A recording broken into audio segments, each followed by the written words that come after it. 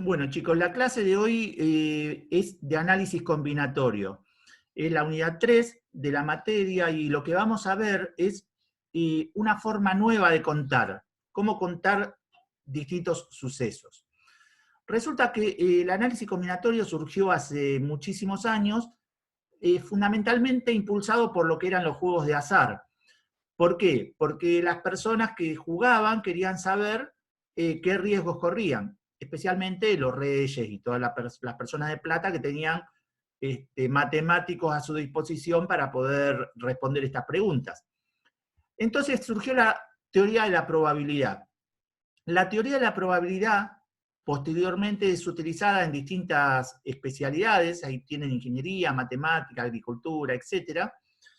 Hasta el día de hoy es muy utilizada. O sea, la teoría de la probabilidad representa el intento de la mente humana de afrontar cuantitativamente la complejidad de fenómenos en los que intervienen un gran número de causas, cada una de las cuales resulta imposible de controlar, y tales fenómenos decimos que están regidos por el azar. O sea, hay un montón de probabilidades distintas que ustedes están acostumbrados. Por ejemplo, yo tiro una moneda, ¿qué probabilidad hay que salga cara o seca? Tiro un dado, ¿qué probabilidad hay que salga un 1, un 2, un 3 o un 6? Salgo a la calle, ¿qué probabilidades tengo de agarrar coronavirus? Bueno, son todas probabilidades, chicos.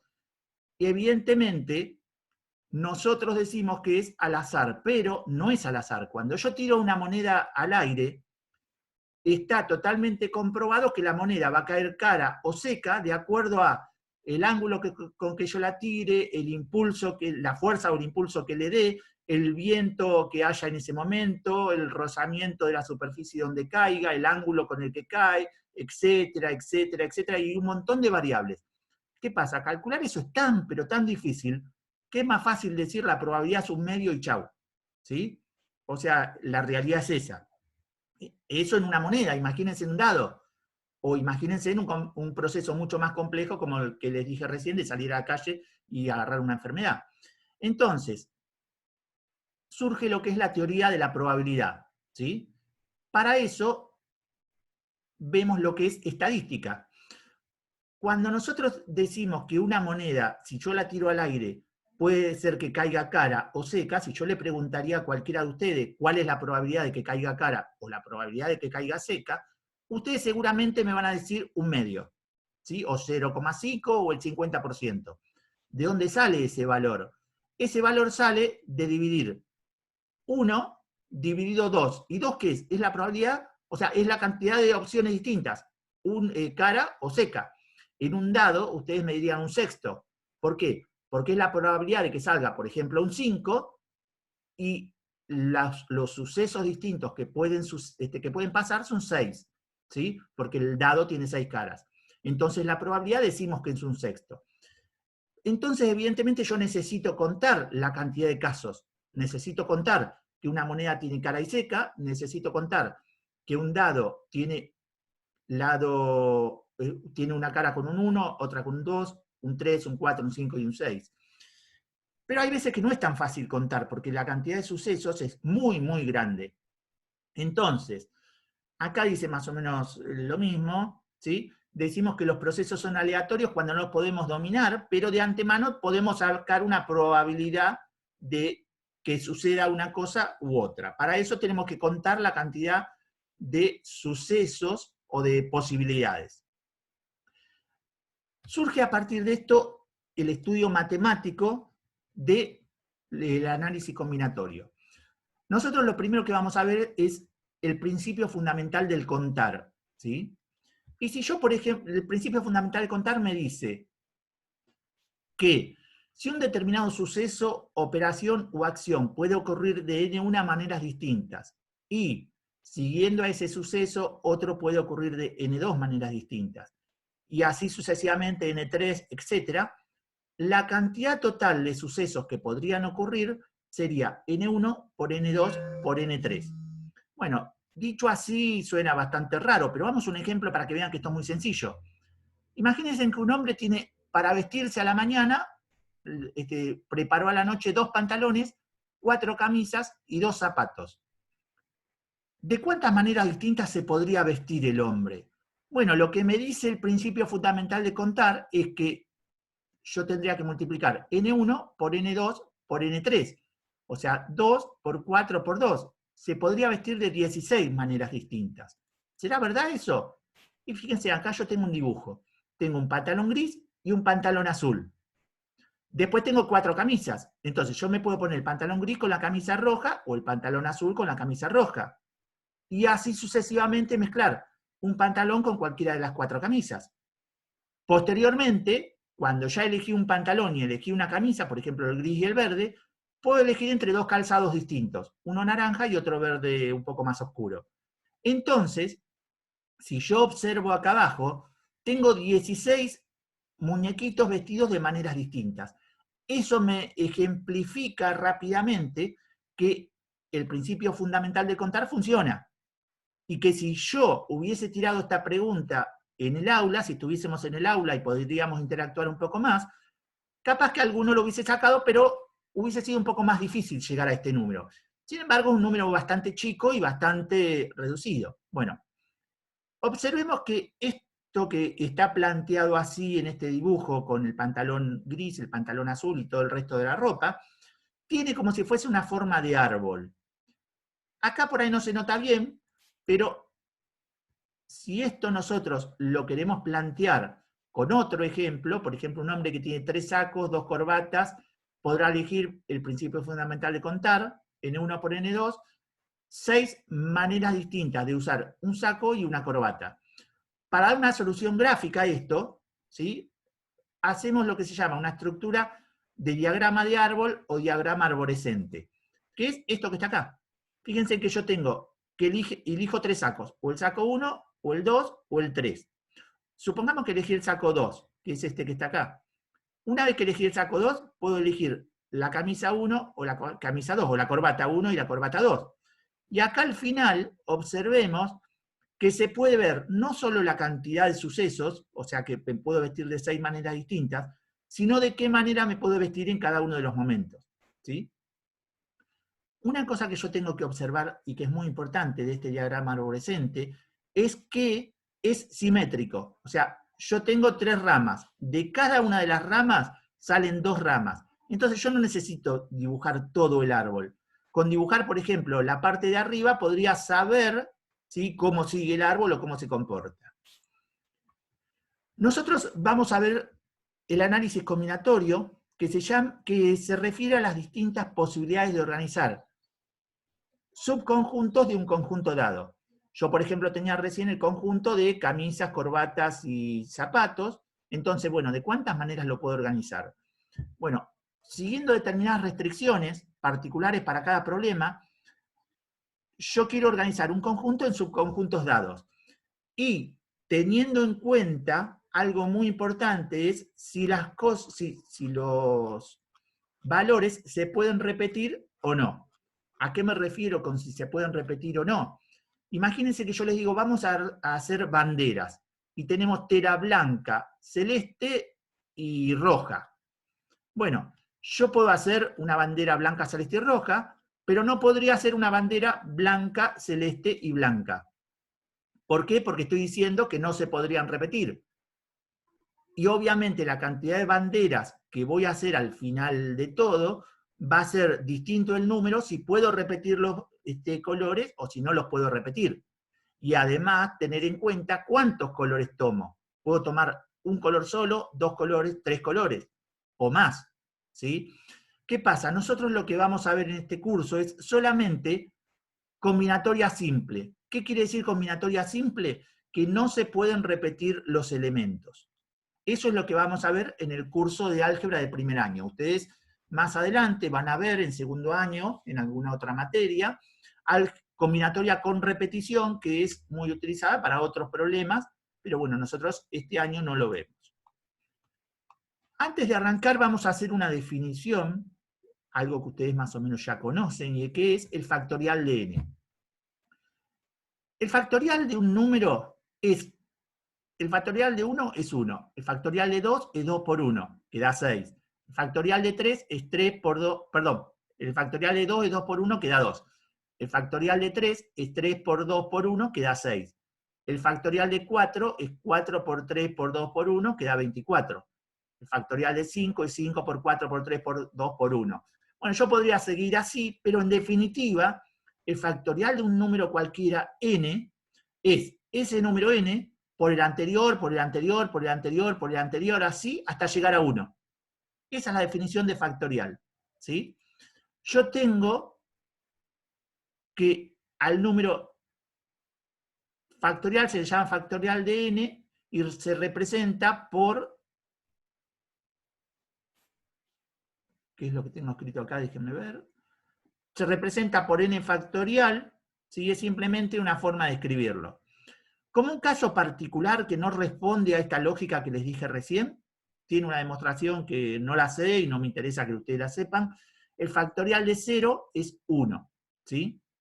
Bueno, ahora siempre se escribe así. ¿Cómo escribo el factorial yo de un número? Yo podría escribir el factorial de 10 como 10 por 9 por 8 por 7 por 6 por 5 por 4 por 3 por 2 y por 1. O podría escribir el factorial de 10 como el factorial de 10 por el factorial de 9 por el factorial de 8 por el factorial, perdón, por 10 por 9 por 8 por el factorial de 7. ¿Por qué? Porque dentro del factorial del 7 está por 7 por 6 por 5 por 4 por 3 por 2 y por 1. Lo mismo podría escribir el factorial de 10 como 10 por el factorial de 9. ¿Por qué? Porque el factorial de 9 contiene a todos los demás. ¿Para qué me sirve esto?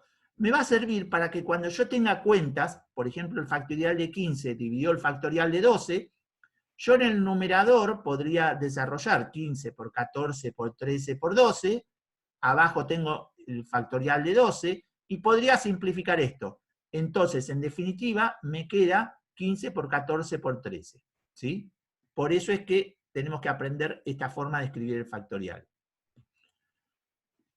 Vamos a ver ahora combinatoria simple, que es lo que yo les dije que íbamos a arrancar. Resulta que si yo tengo un conjunto A, con elementos A1, A2, hasta AN, o sea, tengo N elementos, yo voy a ver variaciones o permutaciones de N elementos tomados de AR, permutaciones de N elementos, o combinaciones de N elementos tomados de AR. ¿Sí?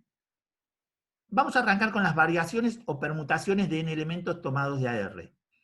Esto normalmente lo que hago cuando estoy en clase con ustedes y podemos interactuar un poco más, es preguntarles, ustedes en este momento son aproximadamente 50 alumnos, de cuántas maneras yo podría elegir 3 alumnos, asignarle un rol a cada uno de los 50, por ejemplo, uno ser presidente, otro vicepresidente y otro tesorero, que obviamente son roles muy distintos, porque si yo tengo, supongamos que los tengo numerados a ustedes, y yo tengo que el presidente es el alumno 8, y el vicepresidente es el alumno 20, y el tesorero es alumno 30, bueno, no es lo mismo que el presidente sea el alumno 30, y intercambie los otros dos, las otras dos personas, ¿sí? Porque evidentemente el rol es distinto que van a ocupar. Bueno, ¿de cuántas formas podría elegir yo un presidente, un vicepresidente y un tesorero entre ustedes que son 50? Se van a sorprender porque es un número demasiado grande,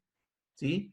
Bueno, para ese número, o la definición, llamamos variaciones, permutaciones o arreglos de n elementos tomados de AR a los distintos ordenamientos que pueden realizarse de acuerdo a las siguientes condiciones. Yo acá voy a poner condiciones para armar los subconjuntos. Primero, o los grupos. ¿Yo qué estoy armando? Estoy armando un grupo de 3 personas, donde le asigno un rol a cada uno. ¿Sí? Bueno, cada uno de los grupos va a ser distinto cuando yo cambie una persona. Si yo elegí el alumno 10, 11 y 12, y después le digo al alumno 12 que se vaya y que venga el alumno 14, evidentemente estoy en presencia de otro grupo. ¿Sí? Y le asigno obviamente un rol a cada uno en base a eso. Y después se dice que dos conjuntos se consideran distintos cuando difieren en algún elemento. ¿Sí? Lo que les decía recién, cuando difieren en el orden de alguno de los elementos. Lo que yo les decía recién, supongamos que tengo el alumno 1, 2 y 3, y el presidente del 1, el vicepresidente del 2 y el secretario es el 3. Bueno, ahora los doy vuelta y digo, el presidente es el 3, el vicepresidente es el 2 y el secretario es el 1. evidentemente no es el mismo gobierno para la comisión, ¿sí? Importa el orden, por más que sean las mismas 3 personas. Bueno, esta es la forma en que lo vamos a escribir, que se escribe con una B larga, NR, que se lee variaciones de N elementos tomados de AR. N, en este caso, serían, ustedes son 50. R es la cantidad que tomo. De 50 voy a tomar un grupo de 3. Yo podría haberles dado el ejemplo también que de 50, que ustedes son, voy a armar equipos de fútbol de 11. Y no es lo mismo que yo tome los 11 primeros y que los ordene, el 1 va al arco y el 11 es un delantero, o decir el 11 va al arco y el 1 es un delantero, etc. Vamos a... Profe, ¿le hago una consulta? Mírale. Si podrías repetir qué era, bueno, B era variación, N qué era y R qué era. Esto se lee así. Son variaciones de n elementos tomados de AR, donde n es la cantidad total de elementos que tengo en el conjunto. En este caso, por ejemplo, 50 alumnos. R es la cantidad que tomo de esos 50. Por ejemplo, en este ejemplo que yo le iba dando, son 3 personas que voy a tomar. Entonces esto sería variaciones de 50 tomados de A3, para el ejemplo que estoy dando. Vamos a tratar de deducir la fórmula, porque yo les dije que era difícil de contarlos. Entonces tengo que tener alguna fórmula para poder contar. Tengo que encontrar lo que se llama una fórmula de recurrencia. Para eso, lo que vamos a hacer es apoyarnos en la estructura de árbol que vimos recién y escribimos parcialmente el mismo para obtener la fórmula de aplicación. Supongamos que yo quiero calcular las variaciones de 4 elementos tomados de A3. Yo acá, ¿qué quiere decir? Que tengo 4 elementos en el conjunto. A1, A2, A3 y A4. De estos 4 los voy a ir tomando de A3. Y quiero ver exactamente cuántos elementos podría conformar. Bueno, se debe entonces construir conjuntos de A, cada uno de los cuales intervengan solo 3 elementos, recordando que 2 subconjuntos se consideran distintos si difieren en un elemento o si estando conformados por los mismos elementos, es distinto el ordenamiento. Fíjense que cuando yo voy dirigiendo de a uno, yo tengo para elegir de estos 4 elementos. Bueno, puedo elegir el 1, puedo elegir el 2, puedo elegir el 3 o puedo elegir el 4. Primero, yo tengo que elegir 3 grupos de 3. ¿Sí? Entonces las variaciones de 4 tomados de a 1 me da 4. Ahora, yo voy a elegir otro elemento más. Supongamos que yo ya elegí el 1. ¿A quién puedo elegir? Al 2, al 3 y al 4. Supongamos que hubiese elegido el 2. ¿A quién puedo elegir? Al 1, al 3 y al 4. Acá. Entonces, quiere decir que para cada una de estas 4 opciones, yo tengo solamente 3 opciones más. Recuerden que el árbol es simétrico. Entonces, esto me dice que las variaciones de 4 tomadas de A2 es igual a lo que me daba las variaciones de 4 tomadas de A1, pero cada uno de estos valores multiplicados por 3. Entonces me queda 4 por 3, voy a tener 12 opciones. ¿Qué pasa si elijo una más? Bueno, vamos a este que está marcado acá. Yo, por ejemplo, elegí primero el elemento A1, después fíjense en que acá en todas tengo A1 y lo puedo relacionar con A2, A3 y A4. Ahora bien, una vez que elegí estos, si yo, por ejemplo, tengo el A1, A3, ¿qué puedo agregar? O el A2 o el A4. El A1 y el A3 no, porque ya los tengo y no trabajo con repetición. Entonces quiere decir que en esta tercera rama del árbol yo voy a tener 2 posibilidades. Entonces las variaciones de 4 tomadas de A3 es igual a 2 por las variaciones de 4 tomadas de A2, que es lo que tenía acá anteriormente. Entonces eso me queda 4 por 3 por 2. Bueno, esto es como para que se entienda la mecánica de dónde salen las cosas. Con análogo razonamiento yo podría decir que las variaciones de 5 tomada a 3 es igual 3 veces la variación de 5 tomada a 2. Las variaciones de 6 tomada a 3 es 4 veces la variación de 6 tomada de a 2. Y así sucesivamente, hasta decir que las variaciones de n tomadas de a 4 es n menos 3 por las variaciones de n tomadas de a 3. Lo que es lo mismo que n por n menos 1, por n menos 2, por n menos 3. Lo que les pido, chicos, sé que esto es al principio chino básico.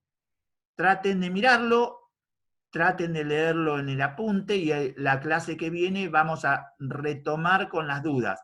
Esto no es muy difícil que lo interpreten de una, así que quédense tranquilos porque es normal que en este momento estén un poquito perdidos, ¿sí? Pero yo general, ¿sí? Ahí también. Bueno, generalizando, chicos, esto que tengo acá, yo tengo que las variaciones de n tomadas de AR, porque acá yo lo tomaba de a un número, 4. Fíjense que acá tomaba de A3, de A3, de A3, de A4. ¿Qué pasa si yo generalizo y digo tomo un número R? Fíjense que acá, cuando yo tomaba A3, llegaba hasta,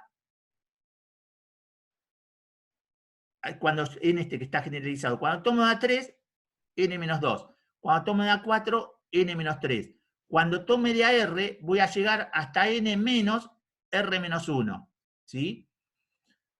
Eso, si yo saco este menos de acá, me va a quedar que el último valor que tomo es n menos R más 1. Después pruébenlo con valores, van a ver que esto se cumple.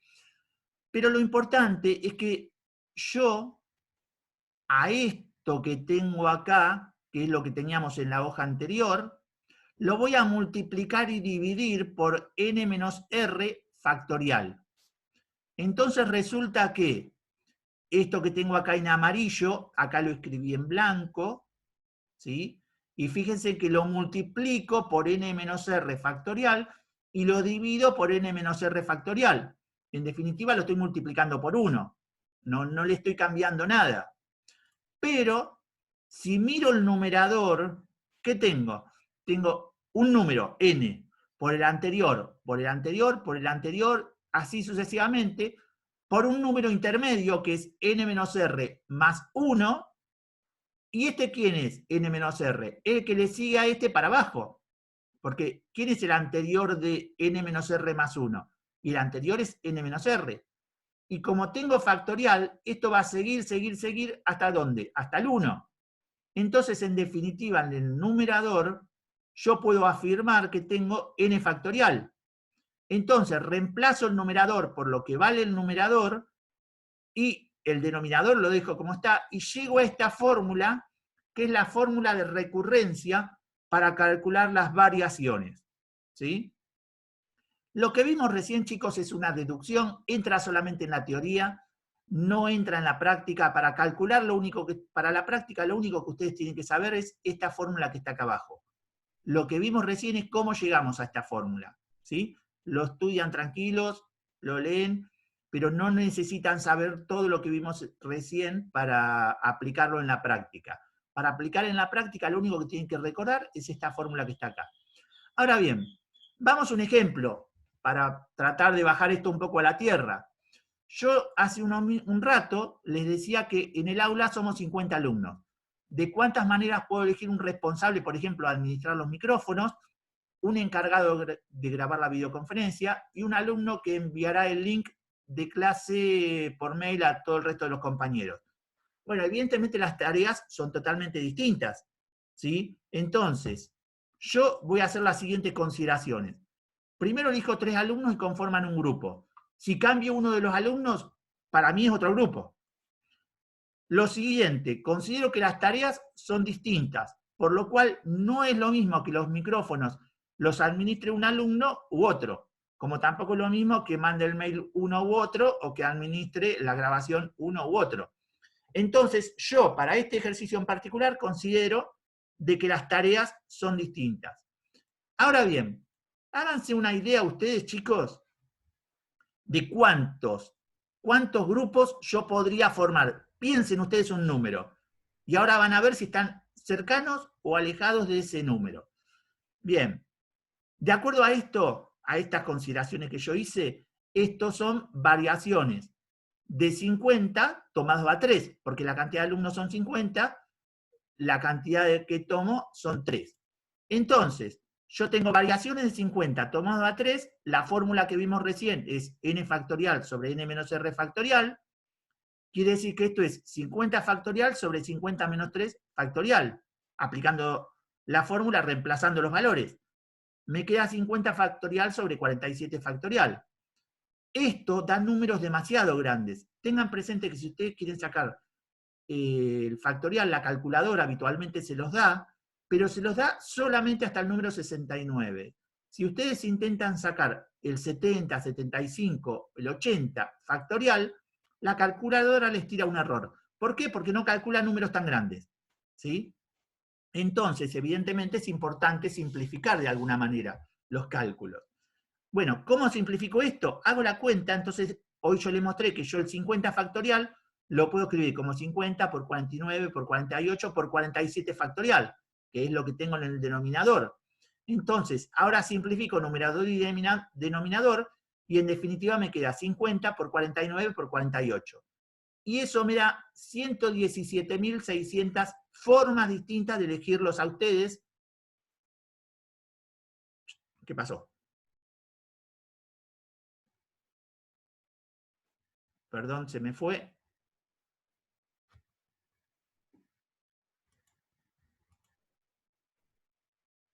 ...117.600 formas distintas de elegirlos a ustedes, chicos, para que conformen esos 3 grupos. Imagínense que es un número demasiado grande, ¿sí? Que ustedes, la gran mayoría, cuando yo les dije piensen en un número, pensaron en números más chicos, ¿sí? Eso no es nada. Vamos a las permutaciones de n elementos, ¿sí? Las permutaciones son subconjuntos con la particularidad de que intervienen todos los elementos del conjunto, ¿sí? O sea, si ustedes son 50, para armar los subgrupos van a intervenir los 50, ¿sí? ¿Cómo vamos a calcular la fórmula? Bueno, calculamos la fórmula de variaciones de 4 tomada 3, que es lo que teníamos en el ejemplo anterior, y sobre cada uno de ellos yo podría tener una sola opción más. O sea que las variaciones de 4 tomada 4, que es lo mismo que son las permutaciones de 4, es igual a 4 por 3 por 2 por 1, o sea, lo que es lo mismo que 4 factorial. En este ejemplo, yo puedo observar que las variaciones y las permutaciones son lo mismo, pero en las permutaciones intervienen todos los elementos. Es la única diferencia, ¿sí? Obviamente me importa el orden, porque si intervienen todos los elementos, ¿cuántos conjuntos podría yo formar? Y si no tengo en cuenta el orden, puedo formar un solo conjunto. Porque ustedes son 50, tomo los 50, es un conjunto, listo, si no tengo en cuenta el orden. Bueno, justamente en las permutaciones sí tengo en cuenta el orden, ¿sí? Entonces, las permutaciones de n, la fórmula es n factorial. Vamos a un ejemplo rápido para que nos demos cuenta de qué estamos hablando. Ustedes son 50. De cada uno de ustedes veo una foto o un avatar, ¿sí? Bueno, ¿de cuántas formas distintas yo podría armar una lista o una fila con las fotos y los avatars? Imagínense que yo podría agarrar la foto de uno de ustedes y ponerme a jugar con las fotos de los demás 50 o los otros 49 un rato largo. Después podría poner la foto de cualquiera de los otros 49 al principio y jugar un rato largo. Y así sucesivamente. Entonces, en la fila de fotos, yo hago las siguientes consideraciones. Que en la fila de fotos participan todos los alumnos. Y 2 filas se consideran distintas solo cuando cambia el orden de las fotos o del avatar de cada uno de ustedes.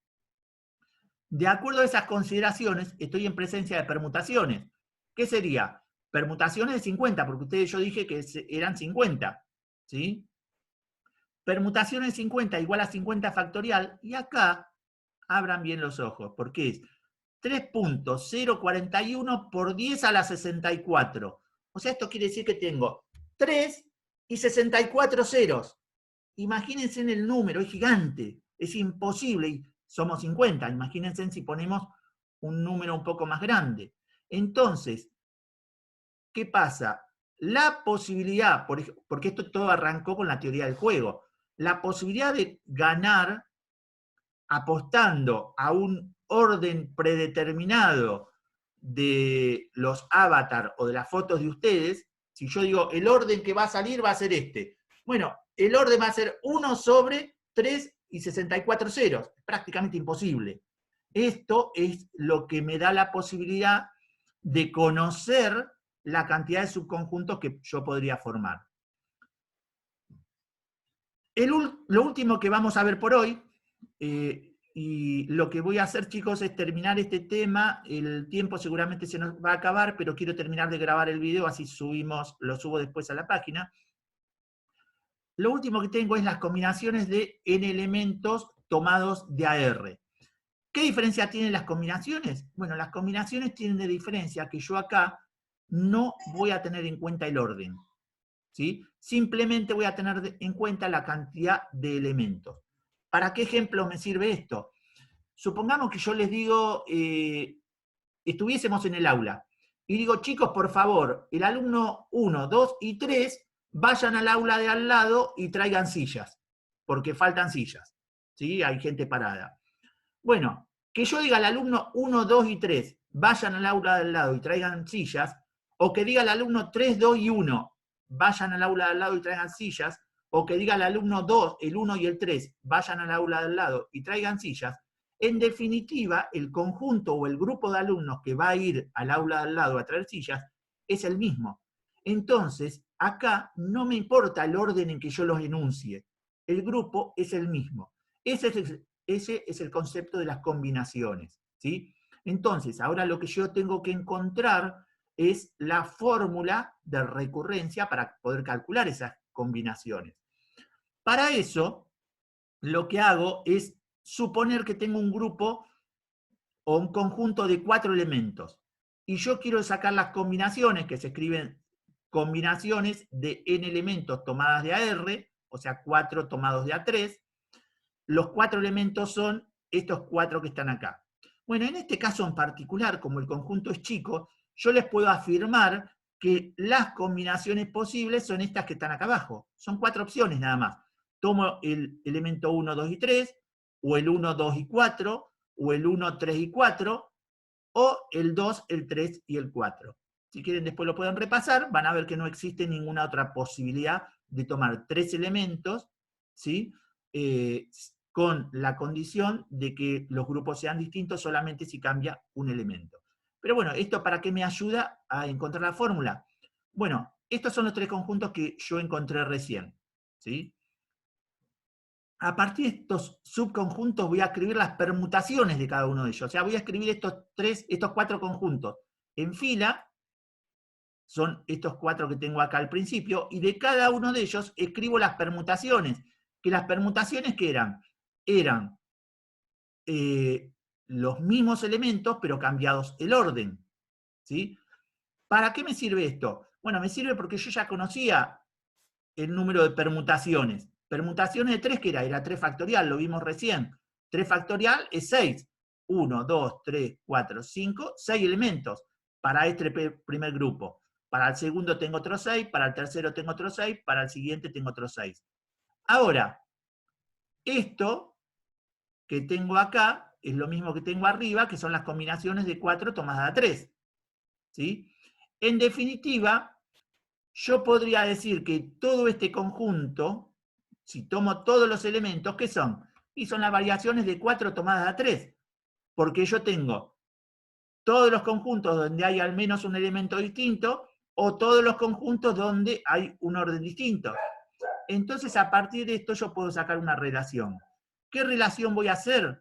Voy a decir que las variaciones de 4 tomadas a 3 es lo mismo que las combinaciones de 4 tomadas a 3 por las permutaciones de 3. Combinaciones de 4 tomadas a 3 igual variaciones de 4 tomadas a 3 sobre permutaciones de 3. ¿Sí? Simplemente despejando combinaciones porque es lo que yo estoy tratando de buscar, la fórmula. Ahora, si esto yo lo generalizo, digo que las combinaciones de n tomadas a r es igual a las variaciones de n tomadas a r sobre las permutaciones de r. Pero la fórmula de variaciones yo ya la conozco, es n factorial sobre n menos r factorial. La fórmula de las permutaciones de r yo la conozco, es r factorial. Entonces, en definitiva, me queda que las combinaciones de n tomada a r es igual a n factorial sobre n menos sobre R factorial por N menos R factorial. Esta fórmula que tengo acá. Vamos rápidamente a un ejemplo. En el aula virtual hay 50 alumnos. Puedo elegir un grupo de 3 para que la semana que viene presenten un trabajo práctico en grupo. Entonces, es lo mismo que diga el alumno 5, el 6 y el 7, o el 7, el 6 y el 5. Es el mismo grupo y tienen que hacer el mismo trabajo, presentar un trabajo para la semana que viene. Entonces, elijo 3 alumnos, conforman un grupo. Si cambia uno de ellos, se considera otro grupo. Considero que las tareas que se harán son similares, por lo cual no importa el orden en el que yo los elija. De acuerdo a esto, a las consideraciones 1 y 2, estoy en un problema de combinaciones de un conjunto de 50 tomados de A3. Entonces va a ser combinaciones 50 tomados de A3, n factorial sobre r factorial por n menos r factorial. Reemplazo los números, me queda 50 factorial sobre 3 factorial, 47 factorial. Fíjense en que acá el 3 factorial lo dejo, y el 47 factorial veo que puedo simplificarlo con este de acá arriba, porque el 50 factorial lo escribo de esta manera. Entonces, en definitiva, me va a quedar 50 por 47